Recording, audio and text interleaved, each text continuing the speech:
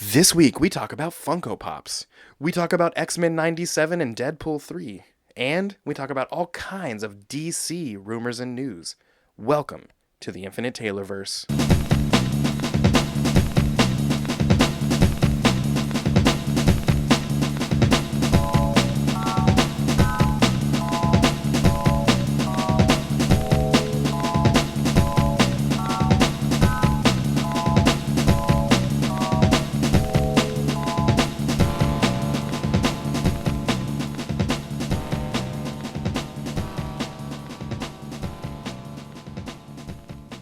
Warning. Red alert. Ay, ay, ay, ay, ay! Danger, Will Robinson.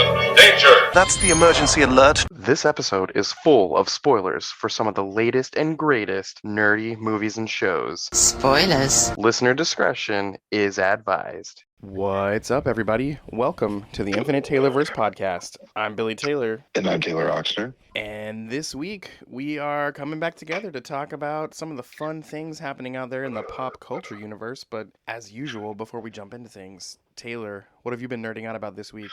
So my nerding out this week was actually a gift given to me by one of my fellow employees at work. And they knew that I was into Funkos and stuff. And they got me the new Princess Leia, but it looks like a chocolate bar that's been opened. Oh, nice. From her neck up, it's like chocolate colored. And from her neck down, it looks like tinfoil, like hearts with red. That's awesome. It's amazing. But what's even cooler, and I want to go get one now, they have a Han Solo one, of course, to match the set, but they also have Ninja Turtle ones, and some of the Yes. Ninja Turtle ones have bites taken out of them. Yeah, I was going to say, And I just saw the and the Donatello bites are one. hollow, yeah. Yeah. Like the chocolate really is when you get it. It's like hollow like that when it's that type of chocolate. So it's a lot of thought into that, and I think that's just super cool. Sometimes I get kind of bogged down about all the holiday Funkos because they're not really great to display like all the time. You know what I mean? Yeah. But yeah, I think these like candy bar ones are some of the coolest they've done, I think. Yeah. We were just at the store the other day, and I saw the Ninja Turtles ones, and I don't really collect full sets of Funko Pops. I collect, the character I like from a set of Funko Pops. So I don't really have a ton of sets of Ninja Turtle Funko Pops, but I have several Donatello Funko Pops. And when I saw the Donatello chocolate bar with the bite out of his head, I'm like, oh man, I need to get this. Yeah, it's so weird, but like so fun at the same time. Yeah. And then also another Funko thing that I found actually at a GameStop. It's Rodimus Prime and Galvatron 2-pack, Oh, nice. which is awesome. As you know, Galvatron voiced by Leonard Nimoy. And, Yeah. it's just Transformers, the movie, cartoon goodness. So that's for me for this week. It's really funny that you brought up Funko Pops for your nerding out, because that is what mine is too. Oh, okay. I think I've mentioned recently that the past couple of years, my fun nerd obsession that I have to do is go get a Funko Pop or two signed at these conventions and stuff. And we've got a few conventions coming up in the area. The one in Springfield next week, and then the one here in Kansas City next month. And the past couple of months, I've been, shopping around on eBay and Mercari and Amazon and local places just to find ones that I would like people come into these events to sign. And there's a handful that I already had ones to sign. I already had, Paul Bettany's coming to Planet Comic Con, and I have a few Vision Pops. And there's the event I'm going to this weekend, and I've already got a Black Ranger that I want Johnny Young Bosch to sign, and a Zula that I want Grey Delisle to sign. But recently I've picked up a few. I got a Max Goof for Jason Marsden to sign, and I got a Hellboy for Ron Perlman to sign. And That's cool. the thing I'm going to this weekend, Billy West is going to be there, and I got a Doug dressed as Quail Man to sign. Oh, that's so cool. Those are really good ones. Yeah. And again, I'm not really a set collector. I don't collect full runs. Now, don't get me wrong. If I run into the store and a ton of them are, $3, I'm going to probably get a bunch of them. Yeah. But I've always been more of a character collector. And the further we go, I'm getting more and more just single characters. There's not really any rhyme or reason to my collection. Yeah, that's kind of what happened with me. Like at first it was just going to be superhero ones, and then it kind of turned into kind of everything. So Yep. Oh, the other one I just got in the mail, it's Steve from Blue's Clues, because I get to meet him this weekend. Oh, that's so cool that he's going to be there. Yeah, my younger kids, we've been kind of brushing up on some Blue's Clues because they're going to get to meet him and they're super excited. That's awesome. Well, hey, let's jump into the news. So, over with Marvel, one thing that we're both really excited about, and it's coming fairly soon, is X-Men 97. And there's not been a lot of word about an exact date of when it comes yet, but the most recent thing that came out said it does come out in March. So, we're just weeks away from that thing coming out, and I'm super excited. Yeah, I mean, are we going to get a trailer at the Super Bowl, you think? I don't know, that would be very awesome. But I haven't really seen or heard anything about a trailer for that show. I know that there's going to be a trailer for Deadpool 3 at the Super Yes. Bowl. I cannot wait for that. Yeah, I know. I'm just like, whoa. That's probably going to be our biggest movie this summer, I think. I can't think of another one bigger that we're going to cover. Oh, I mean, but we'll Madam see. Web. Yeah, I don't think that'll be the movie. That's not gonna be the blockbuster of the year. No, I don't think so. Oh man. Yeah, I feel like Deadpool 3 is gonna have some major ramifications for the MCU moving forward, and I'm kind of excited to see what they are. Yeah, I'm kind of excited to see how he destroys the Fox universe. Yes, you know it's gonna be a visual spectacle. Yeah, exactly. Well, back to the X-Men 97 thing. They did recently put out some art on, I think, Instagram, and it was a very 16-bit old-school video game-looking picture of Magneto, and apparently one of the episodes, Jubilee and her boyfriend Sunspot are going to get sucked into a video game by Mojo on her birthday, and most of the episode's going to carry out looking like a 16-bit video game. Oh, that's wild. That's kind of cool. I saw that, and I'm like, oh, that'll be a total, cartoon throwback thing to do. That'll be kind of fun to watch. Yeah. And let's see, I know we're joking about Madam Web, but that's coming out real soon. By the time you guys are listening to this, it's going to be out on Valentine's Day, February 14th, so later this week. Go check it out. We know Sony Spider-Verse movies, Marvel movies aren't the most amazing, but I don't know. I still enjoy them. Even when they're major dumpster fires, I still leave thinking that was a good time. Yeah, I don't know. They're just so wrong. Right? That's the thing is like it's not like they don't have the money to do it correctly either. Right. That's what's frustrating. Yeah. And it's not necessarily like actor choices either, because I actually think Jared Leto's Morbius is actually a pretty cool idea. Yeah, I thought that But too. I feel like, in the Venom, and I don't know, it needs to get more Marvel and less Sony, I guess is what I'm trying to say. Yeah. And it's funny, speaking of Marvel and Sony, it sounds like right now the MCU and Sony are kind of clashing over where they want Spider-Man 4 to go. It sounds like the MCU wants to keep him mostly street level, occasionally teaming up with Daredevil against Kingpin, and Sony wants to go on more multiversal adventures with Tobey Maguire and Andrew Garfield. And that sounds like the big thing they're kind of debating back and forth over right now. That's interesting. I don't know why they couldn't do both. I was literally thinking the same thing. And there was an interview recently, and it sounds like the Tobey Maguire Spider-Man and Andrew Garfield Spider-Man are both officially confirmed to appear in Spider-Man Beyond the Spider-Verse, as well as Avengers Secret Wars. So it sounds like they're going to get that anyway.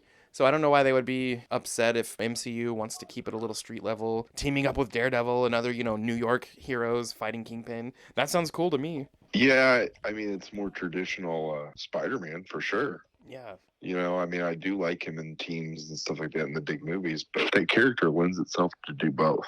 Yeah.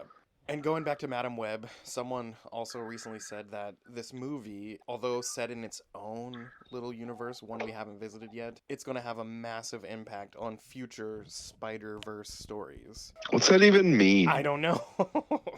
I mean, all I want is for all these characters to move into the MCU verse. Right? I think that's what everyone wants. And that's another thing. It's just like, just let them have it.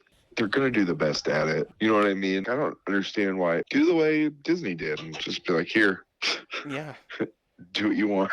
Good. I mean, don't get me wrong. There's been definitely some misfires, but it's not, I don't know. No, I got you. The next thing on the list here says there's a rumor right now going out there that Iron Fist is going to be rebooted with a female lead, and Danny Rand will show up, but more as a supporting role. So I thought that was kind of interesting. Okay. It makes me wonder, I the I things. kind of hate that, Yeah, but it's fine. the thing people liked the most out of the Netflix show, which was not amazing, was Colleen. What if, it's her? She's just kind of who they follow for a while or something like that. I don't know. Yeah, that'll work. I don't know. That Yeah. show sucked. Yeah. It was really boring, and he's really whiny. I don't know if it was the writing or him, and the bad guy wasn't that interesting either. Yeah. It was not my favorite of the Netflix Marvel series for sure. Yeah, no. Having said that, I did like him in The Defenders. I thought his character was fine in that show. But he was like barely in that show. Well, maybe that's why. I think that's another thing too. Is I think it might have worked in small doses, but he's not the guy. Yeah. So Ironheart, the series, it's already finished. Production's over. They're just editing and getting it prepped to be released eventually. And the actor, Alden Ehrenreich, who you might know as Han Solo from the Solo Star Wars movie, the prequel movie, he's playing some kind of an unnamed role that we don't know yet in that series. And that sounds kind of cool too. I liked that guy. Yeah, I like him. And then the big rumor right now about the whole Kang controversy. They're not wanting to, scrap Kang altogether. It sounds like there's going to be a recast. And the big rumor right now is Denzel Washington's son, John David Washington, is who they've got their eye on to possibly take over. Oh, I didn't even know he had a son that was an actor. Yeah, he's been in a few things of late, kind of the past couple years. I can't think of specific movies right now, but if you saw his face, I'm sure you'd be like, oh, I've seen that guy. Oh, okay. Jumping ship here, hopping over to DC. We know in the past year we lost the late, great Kevin Conroy, the iconic voice of our animated Batman. But it sounds like that is not going to be the end of getting to hear him as Batman. So anyone who's played the Suicide Squad Kill the Justice League game knows that he voiced Batman in that game, which is really cool. I didn't even know that until very recently. And I didn't know that at all. yeah, and then Crisis on Infinite Earths Part 1, which recently came out. We know we're going to get Part 2 and 3 in the next year and a half. And Kevin Conroy is going to be Batman in Crisis on Infinite Earths Part 3, and it's already been recorded and everything. And I didn't know that either. I'm so excited about it. Where can we watch the first one now? I think right now it's not on Max yet. It's only if you pay for it. You have to, Oh, okay. buy a digital copy or buy a DVD or Blu-ray. But yeah, it was fun. It was good. And just hearing that we're going to get to hear Kevin Conroy as Batman one final time makes me even way more excited than I already was to see the final part of this movie. Yeah, I kind of figured that we had already heard the last, but that's exciting. Yeah.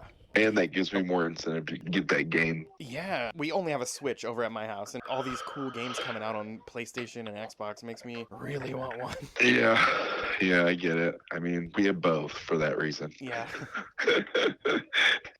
It sounds like DC has officially cast their Supergirl, and she is going to be played by Millie Alcock, who played one of the younger versions of Rhaenyra Targaryen in the House of the Dragon show. And I think she totally looks the part, and I thought that was a really cool casting. Cool. And then James Gunn was in an article recently, and I read through it, and it was talking about the origin of Superman in the Superman Legacy movie. And there's been, chatter and talk about what is this movie going to include. And I think we've even talked about this, how we really liked, the way Spider-Man Homecoming didn't really go through the whole origin of Spider-Man, because we all know that. Well, we didn't know how much or how little they would put of Clark's Superman origin in this movie, and James Gunn in this article said there will officially be 0%, none, no origin. It's just going to pick up where he's a young man in Metropolis, and you just got to come in this thing knowing what you already know about Superman. And I think that's a cool idea. I'm glad we don't have to hash that out again. But yeah, for real, if I see Batman's parents die one more time. Right? So much drama. I know. It also sounds like in terms of casting over in the DCU, the next big bit of news that we're going to get pretty soon is who's going to play Batman in the DCU, starting with the Batman Brave and the Bold movie that's going to come out shortly. So yeah, I wonder who they're going to go with. You got your money on anybody? I like the idea of Alan Ritchson, the dude that's in Reacher, and he was Aquaman back in the day on Smallville, and he was Hawk on Titans. I could totally see him being Batman. Just, dye his blonde hair a little bit darker, and I could see it. Who would you put in there? I have no one. No one? No, I don't. I really don't. I was thinking about it, but I mean, who would I put there? Carl Urban's too old. Yeah. He'd be cool, though, but you're right, his age he would be up there. Yeah. It has to be a younger guy, right? Since if Clark's young. Yeah, youngish. Oh, Henry Cavill. That was a rumor for a little bit. Wouldn't that be crazy? Yeah, but I wouldn't be mad at it either. Same. I'd be like, come on, guy, save some for the rest of us. But I don't think I'd be really mad about it. Actually, I wouldn't either. Now that I think about it, I'm gonna be sad if that's not it. No. Oh, no.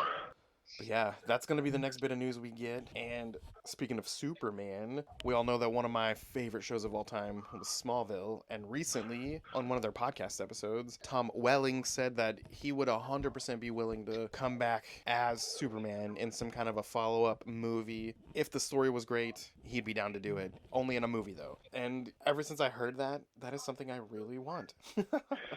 Isn't this the same guy who hated being Superman for a while and like wouldn't go to cons?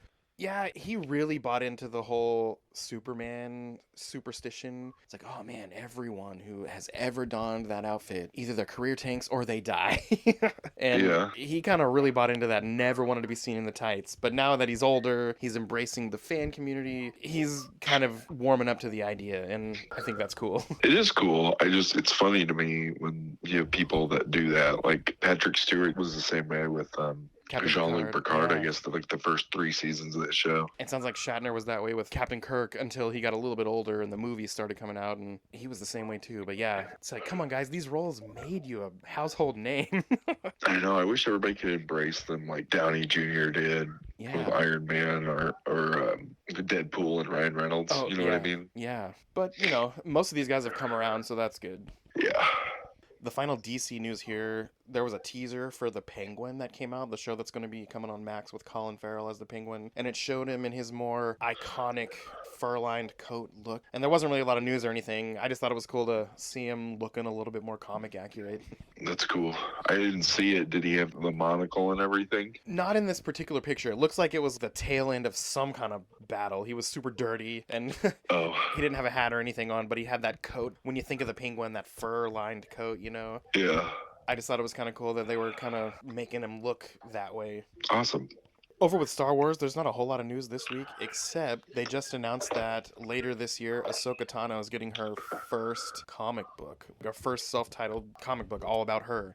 And I'm really, That hasn't really happened excited. already? She's been in some comics, but not a comic called Ahsoka. Interesting. Yeah. Is it an ongoing or a mini? There's very little details, and the big speculation is it might just be an adaptation of the TV show, which, if that's it, that kind of stinks a little bit because we already have the TV show. But being her first, you know, self-titled comic, I'm probably going to get it.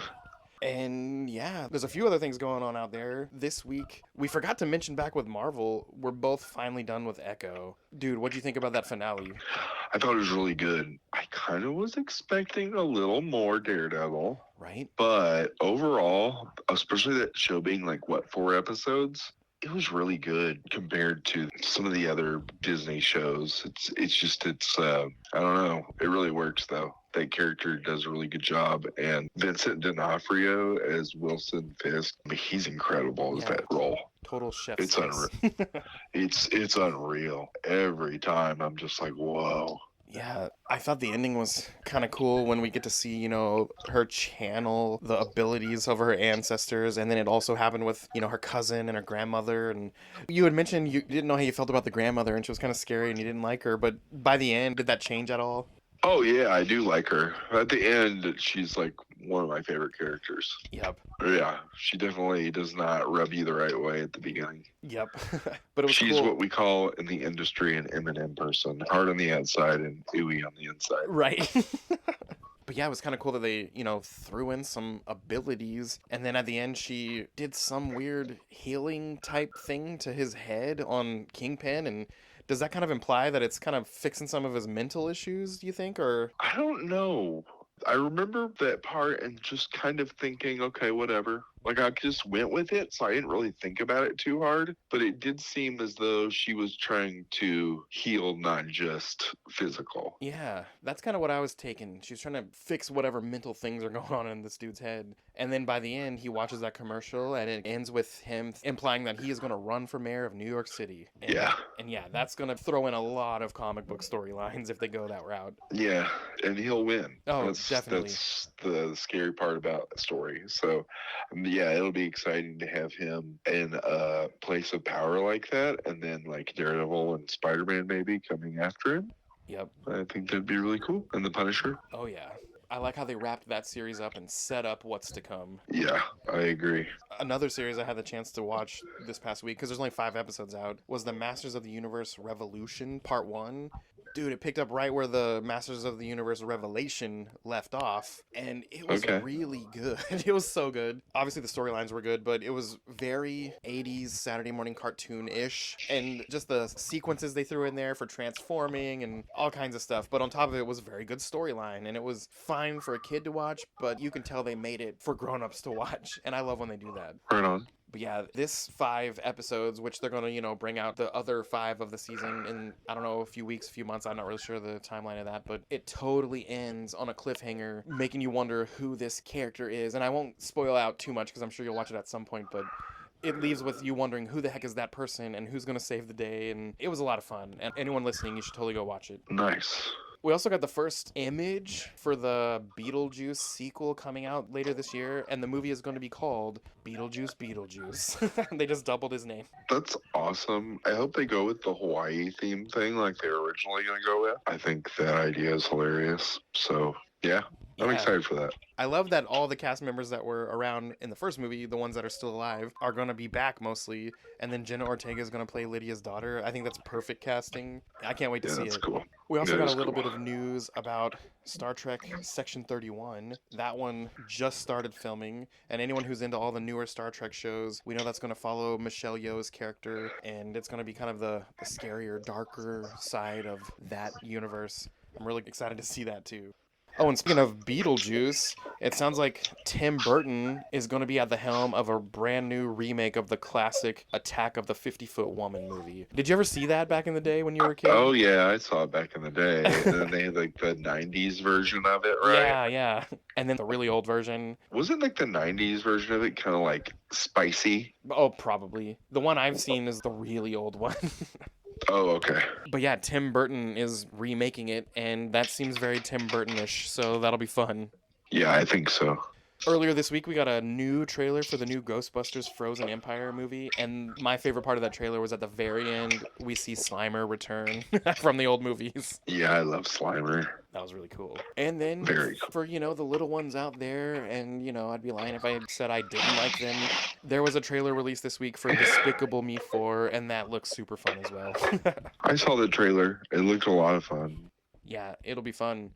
And that's about it with that type of news. For local-ish news, by the time you guys are listening to this, down in Springfield, Missouri is Missouri Comic-Con on Saturday and Sunday. There's going to be a lot of fun guests. If you want to hear that whole list, go listen to last week's episode. And I'm going to go down there and try to see what kind of cool things I can do and people I can meet and see what we come back for a future episode for you guys. But that's about it this week. So as for us here at the Taylorverse, I've been Billy Taylor. And I'm Taylor Oxner. And come back next week, guys. Same Taylor time, same Taylor channel. Bye, guys. Bye.